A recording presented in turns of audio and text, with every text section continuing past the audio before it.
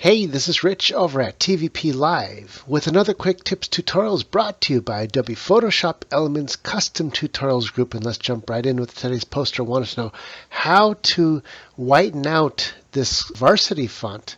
And basically I can turn off the background to show you that it's just a font on itself. I double click it. I can delete each letter and I can bring them back. So they're just a standard Varsity font that I put over a white background. So there's two ways to fix this, and both ways requires you to simplify the fonts. That means changing it from a font up here into a graphic. Once it's a graphic, you can't type the words anymore. So you have to make sure that the letters are exactly the way you want them, the right size, and make sure that they're nice and big. These just happen to be a 350 point size, so they're nice and big. That makes it easier to fix like we want to. So what you can do is first you want to right click up here on the layer of the font and come down here to simplify the layer, and what that does is it changes it from a font to a layer, to a graphic, and now we can't type it anymore. But on the good side, we can now fix it.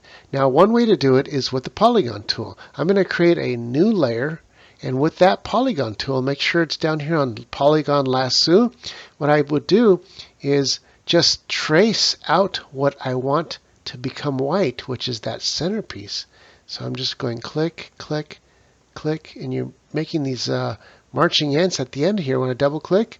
And it's the marching ants. So I want to fill that in with white. So I'll come over here to the color palette and change that from red, drag that over here to white, hit OK.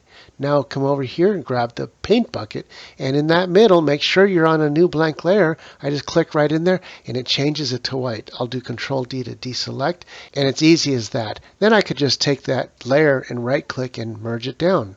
Now that's one way to do it. There's another way that's much simpler, which is once we have that palette color selected to white, all we got to do is take the paint bucket and make sure that you're on the original layer here and just click in the portion that you want to be white. In our case, it's this black. Make sure down here that the tolerance is up nice to about 50% because these are nice sharp edges. And when I click in here, look at that. It turned it white. I could do that to that and come over to here and change that to white. And it's that easy. Well, that's it for this quick tutorial. This is Rich, calling it quits, saying over and out.